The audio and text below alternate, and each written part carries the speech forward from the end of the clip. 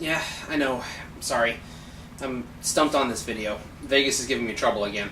I'll be there shortly. I'm almost done.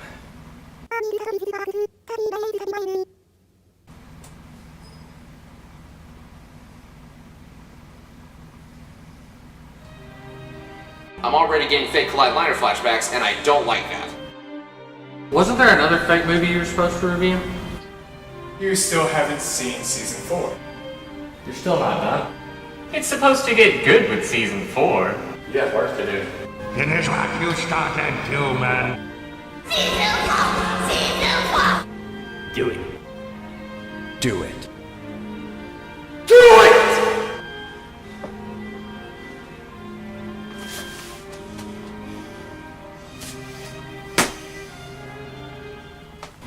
Are you sure you want to go through with this? No, but if I don't, it's gonna keep me up at night. Why are you so hung up on this? Because I hate leaving things unfinished, but I know that if I try to watch this again, there could be consequences, and it's stressing me out. Yeah, the FBI wouldn't be happy to know you're watching this again. Which is why we're doing this. So what's the plan again? The FBI can't catch me if I'm not in this dimension. You're gonna reshift me to the dimension that's a closest match to our own. There's no guarantee you'll even survive the transport. Dude, since we've been doing this show, I survived getting shot with a laser bazooka, a mega buster, and having countless boats dropped on me. I think I can survive a little teleportation. Okay. Go stand over there. Thanks, dear. I'll be back in time for Christmas.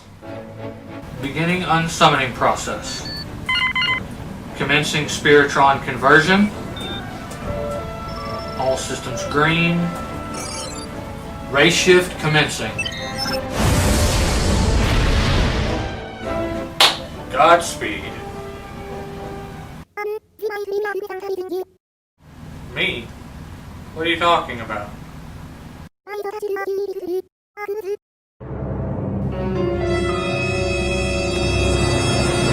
Hello everyone, this is Ryoji42 with DMC Devil May Cry. Time for rebellion.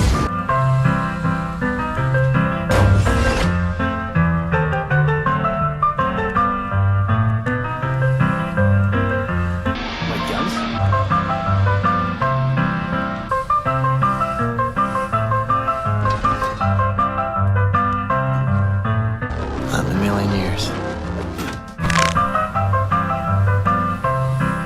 Do I really have to keep doing this?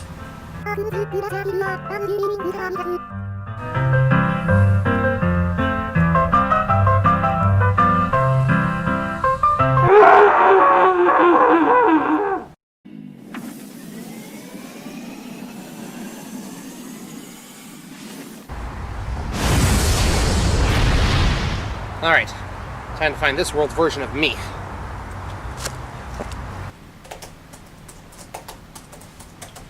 And done. Come in? Aha! I finally found you. Hello. And you are?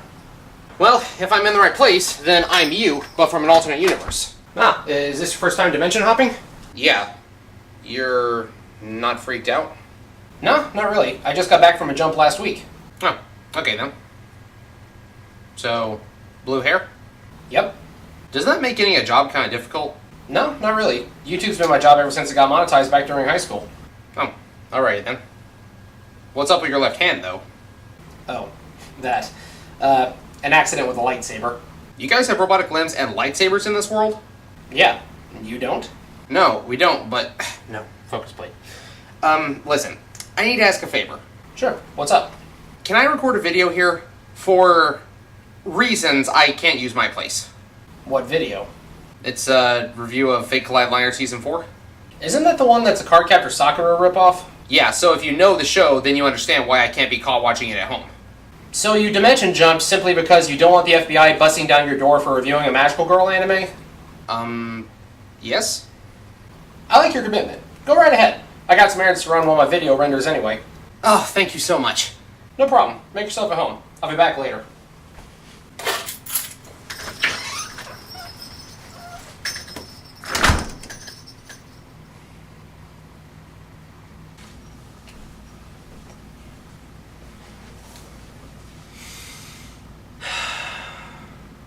So here we are, once again, back into the fray. I swore to myself that I would never return. It's been nearly 2 years since I last touched this abomination. This complete disrespect to a great franchise that started off as a bad fanfiction and then got picked up for publication by the original company itself. At first, I was just joking about this being a bad fanfiction, but it turns out I wasn't that far off the mark. The first publication of Fake Kaleid Liner was in Comp Ace magazine and was not published by Type Moon. Sounds like a fanfiction to me, but I digress. Why do I hate this series so much? For those who either don't remember or are just now joining us, Fake Kaleid Liner Prisma Ilia is what happens when Fate decides that it wants to be Card Captor Sakura. The magical girl and card battle aspects actually aren't bad, and I think it's a breath of fresh air after so many rehashings of the same formula, with only a few minor tweaks in between. Even the plot and settings are interesting and engaging. The biggest problems are the writing, which makes every character either insufferably annoying or mind-numbingly stupid. And of course, the reason I had to travel to a different dimension to finish this series, the copious amounts of lowly Yuri. But, no. Everyone keeps telling me that it gets good with Season 4 and that I quit too early. Even if that is true, I shouldn't have to wait through 3 seasons of trash before things get good. Another reason I've been so hesitant up until now is that there hasn't been an English dub of this season or the movie. And while I don't mind watching anime subtitled, if it does have an English dub, I usually prefer to use that for my reviews. With some exceptions, of course. I still don't know why I decided to do this. Probably morbid curiosity combined with being back on a Fate kick because of the recent Heavensfield trilogy. On top of that, 2020 has been a year full of disasters, and I want to end it off on a high note by taking care of unfinished business. So, against my better judgment, here's my gift to you this holiday season. I'm finishing what I started. Before we dive right into the inevitable dumpster fire that awaits us, a quick refresher.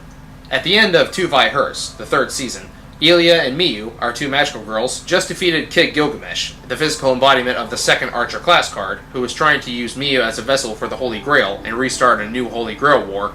If you need more lead-in than that, then feel free to watch my other reviews to catch up. And now, let the torture resume. We're starting in the middle of a snowy crater. Ilia is unconscious and wakes up, looking for Miyu. The opening sequence shows us the typical stuff. Minor spoilers for later on, showing us some new characters, and...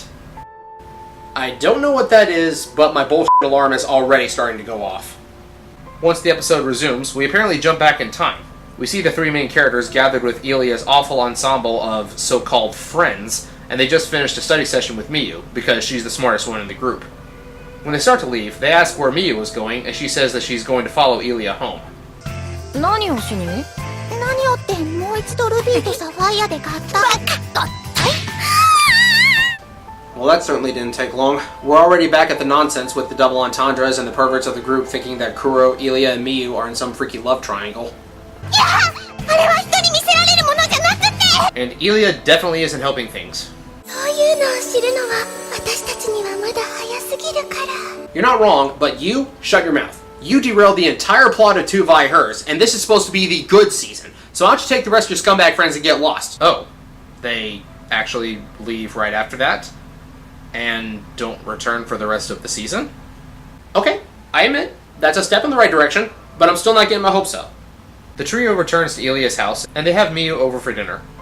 Afterwards, they retreat to Ilia's room to... Ruby! 疲れているんですか？さては疲れているんですか？いいでしょう。それではルビーちゃん印の特製お受賞一本クイッといっときましょう。 Nope! No, no, no, no, no!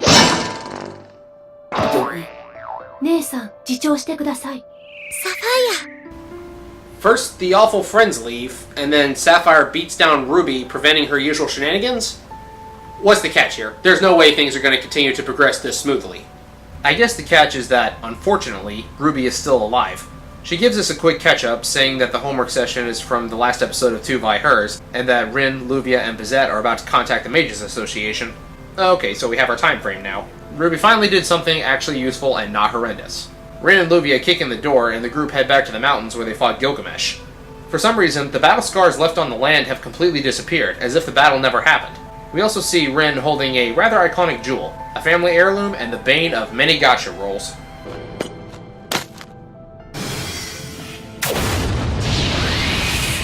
おいおい、これどういうこった？向こうに行ったはずのカードがこっちにあるなんて。Ah, yes, the 2 teaser characters from the post-credit sequence last season. One is obviously using Gilgamesh's card, but the other one, based on design alone, I can't tell. But that hammer... Unless I'm off my rocker, that's Mjolnir, the hammer of Thor.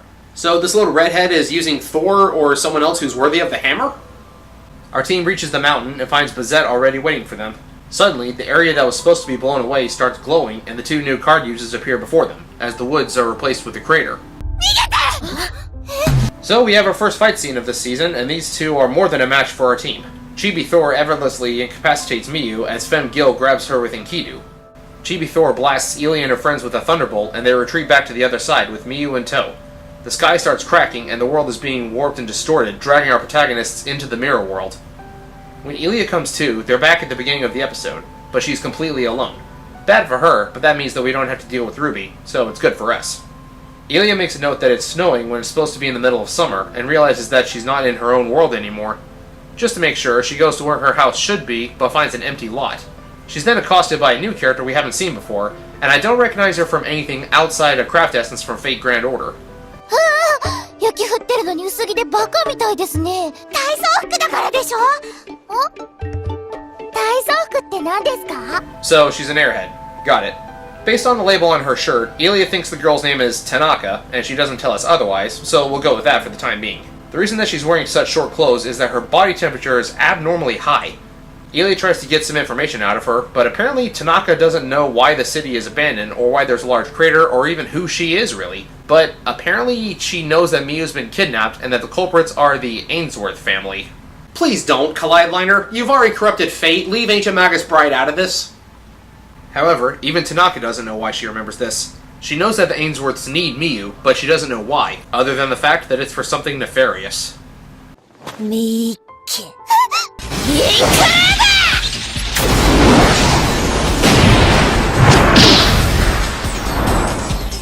Of course, being in no shape to fight, Ilya and Tanaka take off running before Chibi Thor cuts them off and decides to smash them with a power pole. あなたは誰ですか? 私はベアトリス・フラワーチャイルド。エインズワースの超絶美少女ドールズよ。 Okay, so her name is Beatrice. Got it. But what does she mean by doll? Like a homunculus? Anyway, before she can pulverize Ilya, she's called to retreat and flees the scene. Now that they have a lead, Tanaka and Ilya decide to follow Beatrice, and Tanaka tells us that her role is to eliminate the Ainsworth family, but again, she doesn't know why. As they walk, Tanaka collapses from hunger, but since they haven't run into anyone else, and everything seems to be closed, it looks like they're out of options. Until... どうした?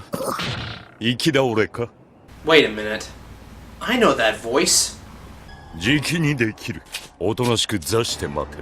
Kiriko Tamine is a ramen shop owner? I don't know what to say. I mean, I'm happy to see a familiar face, but if he's not overseeing a Holy Grail war or feeding children to rogue servants, then what's he doing here? He provides ramen to our starving duo, but something seems off about it. 赤い。麻婆豆腐だが。ラーメンはどこに行ったの? 麺なぞ飾りだ。麻婆の海の底に申し訳程度に沈んでいる。ラーメンのスープすらない。全部麻婆のあんかけだ。しかも見た目通り辛い。どうしても無理と言うなら、首から下を土に埋めて口から麻婆を流し込んでやろう。Okay. This is different, but I love it. They got his love for Mapo Tofu and making people suffer down pat. Can we just follow him around for the rest of the series? So Tanaka chugs the spicy ramen, and Ilya is steaming by the time she finishes hers. 喜べ少女。君はこれで1日分のカロリーを摂取できた。どこまで残酷な料理なの? Ilya then inquires about the giant crater in the middle of town and why there's nobody nearby. Kirei tells her that the hole was caused by a gas explosion about 5 years ago. He also states that it always snows in the summer.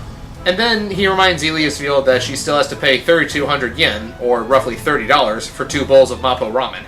田中さん、お金は? 何ですかそれ? うまいものですか? 食い逃げては舐められたもんだな。だがちょうど豚骨が切れていたところだ。 Yes! Do it, Kirei! Chop her up! こんにちは。おじさん、やってる? Just like in Fate Zero, Gilgamesh ruins everything.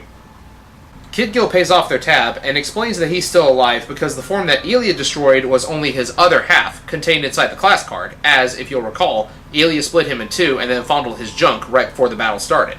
He agrees to help them save Miyu because he's going after the Ainsworths as well, since they still have his card and he wants it back. After Gil buys Ilya a coat and Tanaka a track jacket, they head to the center of the crater, since that's the gateway to where the Ainsworths are hiding. To avoid getting spotted, Gil searches his treasury, the Gate of Babylon, for a tool to help him be invisible, and apparently he has the Dragon Balls and a genie lamp in there. So he actually doesn't need a Holy Grail, he just likes to stockpile wish granters. He pulls out a magic cloth that makes them invisible to the eye and magic senses as long as they stay inside the loop that it makes. It does not conceal sound, however. Once they reach the center of the crater, they find a castle and a beautiful springtime landscape. As they try to find a way inside, the girl who uses Gilgamesh's card crosses their path. 何もないか。麻婆の匂いがしたのだが。 Once she's gone, they go in through the door that she exited and they find themselves in the dungeon. ミユ、そこにいるの。いるなら返事して。ミユ。誰だ？私はミユの友達です。ミユを助けに来たの。俺はミユの兄だ。 Well, things are starting to fall into place. Remember that obvious foreshadowing back from Season 2? Here's the payoff. Apparently in this world, Shiro Emiya is Miyu's brother instead of Ilya's. Although, given the state he's in, what happened to him? I can tell that that's Shiro, based on the voice, clothes, and hair, but he looks like he's been through the ringer a few times. Maybe this version isn't a total pushover like Ilya's brother. ミユはまたここに戻ってきちまった。ああまでしても運命の鎖からは逃げられなかったんだ。運命っていうのが何なのかわかりません。 Well, that explains why your part of the story is so horribly written. You know nothing about the series that you're based on. You literally had to jump to another dimension to become interesting again. As Ilya tries to open the lock on Shiro's cell, Femme Gil cuts her off as Kid Gil squares up, determined to take back his powers and treasures, using his own Gate of Babylon to absorb the flying swords. 僕のカードの使い心地はどうだい？アンジェリカ。ミユの居場所を教えて。ミユは城の中央一番高い塔の最上階だ。 She's hanging out with Fiona, waiting for Shrek to come and save her. Tanaka and Ilya take the invisibility cloth with them and head for the tower, but when they go through a door, they end up in a room full of weapons and mystic codes. Not sure how Ilya didn't get impaled while tumbling down the pile, but whatever. Beatrice finds them and attacks Tanaka, saying that she should have been blown in half by that strike. So if nothing else, Tanaka is extremely durable. She explains that the massive pile of weapons is just a bunch of magic artifacts and mystic codes that were used in an attempt to create a holy grail, but each one failed. And, in Beatrice's words, they just became a mountain of trash. ここにあんのは全部何かの出来損ない。エインズワース家失敗の歴史。 She attacks again, and Tanaka takes quite a lot of abuse, but she's still in one piece. もう。 Of all the weapons in that pile, you grab what looks like a wooden frying pan. そんな棒切れで何ができんだよ！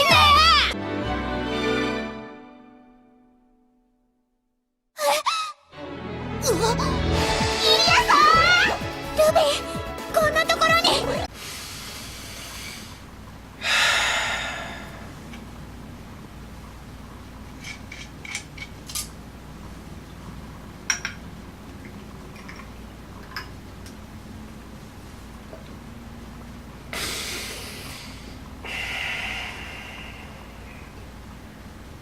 There it is.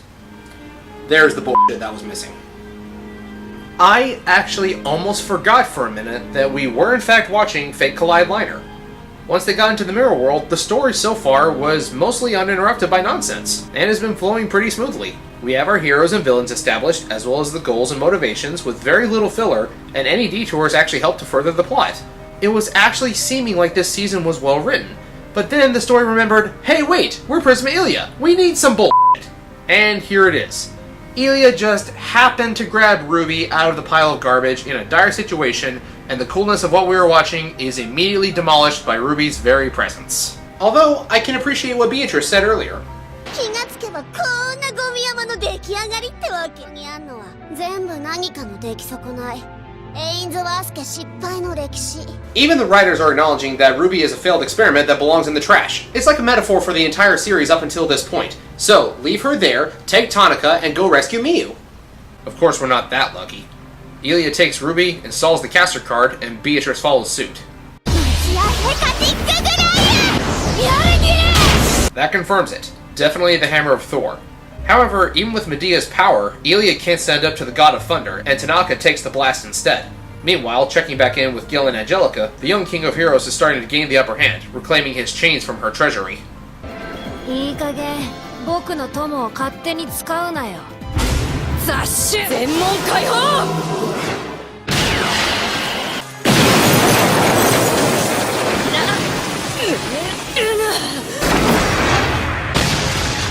Seeing as how her powers belong to Gilgamesh and he knows how to use them better than she does, Angelica decides to use more cards, but their fight is interrupted by the clashing of magic elsewhere in the castle. Somehow Tanaka was able to just tank that strike from Mjolnir with barely a scratch, but her clothes were vaporized. Gilgamesh to the rescue. 逃がさん逃げるさ。 Well, can't argue with that logic. As they make a run for it, Miyu, trapped in the tower, can see that Ilya came for her. As they flee, Ilya mentions that she dropped the Invisicloth, and Angelica and Beatrice pursue them.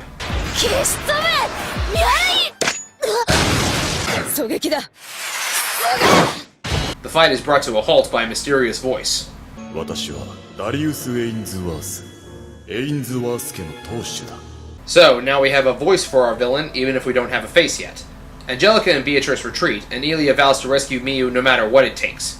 We see that Kuro and Bizet are still alive and found each other after being separated. After reuniting with her cousin-sister clone thing, Ilya passes out, and they take her back to their temporary base, an abandoned school. Ilya wakes up in the infirmary and... let's just skip this, shall we? After the pointless fan service, our team begins discussing the current situation. The reason everyone was separated was that when the spatial distortion dragged everyone in, they each arrived at a different time. So while they each entered the portal only a few seconds apart, several days had actually passed in between. Kinda weird to see Fate ripping off the Star Trek reboot, but whatever. They still don't know the whereabouts of Rin, Luvia, or Sapphire, however. They establish what we already know, who the two enemy card users are and what heroic spirits they control, and they say that Beatrice is using Thor. This is actually incorrect, however. Beatrice's Berserker card is actually Magni, one of the sons of Thor. I just waited until now to say anything because I wanted to give the series a chance to reveal this heroic spirit's identity, but they actually don't do it in this season at all. Since they can't fight Beatrice straight up, Bizet returns the 3 class cards she took back in 2-by, giving Ilya an advantage. Once the meeting is adjourned, they order dinner. 醤油ラーメン。麻婆控えめ5人前だ。でも頼んだのは麻婆抜きだったんだけどな。 Be grateful for the food and rejoice, young king of heroes. イリアさん、どうして子羊みたいな怯え方を？いけませんよ。そんなに私の主役心を煽っては。Ilya doesn't feel like killing her stomach again and goes off to the roof to be alone. Kuro follows her and suddenly starts attacking. She demands that Ilya defend herself. When Ilya points out that they still have the shared pain curse, Kuro simply removes it as if it was nothing. So, why didn't she remove it sooner? That would have been really useful back during the battle with Gilgamesh. So, as Kid Gil explains how the class cards work to Bizet, Ilya uses the install forms of the various cards she has, as Kuro gives us exposition for each hero's identity and their noble phantasms. Cuchulainn as Lancer, Medusa as Rider, and King Arthur as Saber. Ilya beats Kuro in a clash of Excaliburs, and then...